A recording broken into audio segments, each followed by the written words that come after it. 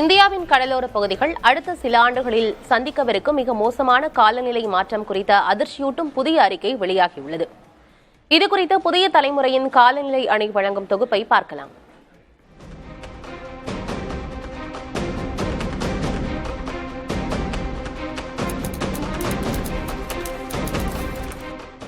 பெங்களூரு அசீம் பிரேம்ஜி பல்கலைக்கழகம் வெளியிட்டுள்ள இந்திய கடலோர பகுதி காலநிலை கணிப்புகள் 2021-2040 என்ற இந்த அறிக்கை பல முக்கிய தரவுகளை எச்சரிக்கையாக முன்வைத்துள்ளது.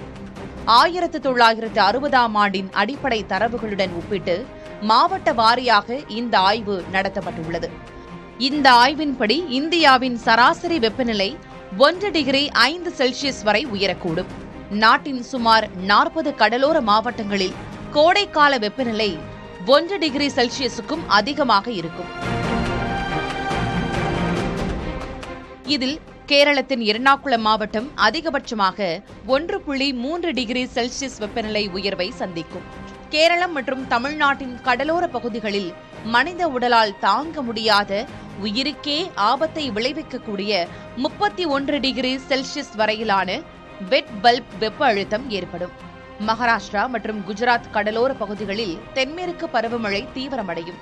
குறிப்பாக மும்பை புறநகர் பகுதிகளில் கூடுதலாக 6 நாட்கள் வரை கனமழை நீடிக்கும்.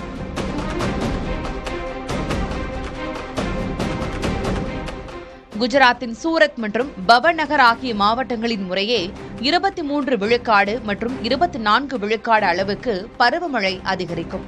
2050ஆம் ஆண்டுக்குள் கடல் மட்டம் 15 சென்டிமீட்டர் வரை உயர வாய்ப்புண்டு.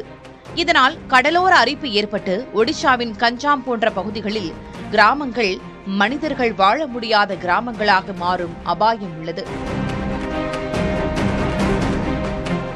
கடல் வெப்பமடைவதால் கோவாவில் பாரம்பரிய மீன்பிடி தொழில் பாதிக்கப்பட்டு மீனவர்களின் வலைகள் காலியாகின்றன. சுந்தரவன பகுதியில் கடல் நீர் புகுவதால் பெண்களுக்கு தோல் நோய்கள் மற்றும் மாதவிடாய் ஆரோக்கிய பிரச்சினைகள் ஏற்படுகின்றன. காலநிலை மாற்றம் என்பது எதிர்கால பிரச்சினை அல்ல, அது தற்போதைய யதார்த்தம் என்றும் உள்ளூர் நிர்வாகங்கள் இதற்கு உடனடியாக தயாராக வேண்டும் என்றும் இந்த அறிக்கை எச்சரிக்கிறது. புதிய தலைமுறை காலநிலை அணிக்காக செய்தியாளர் ஆசை.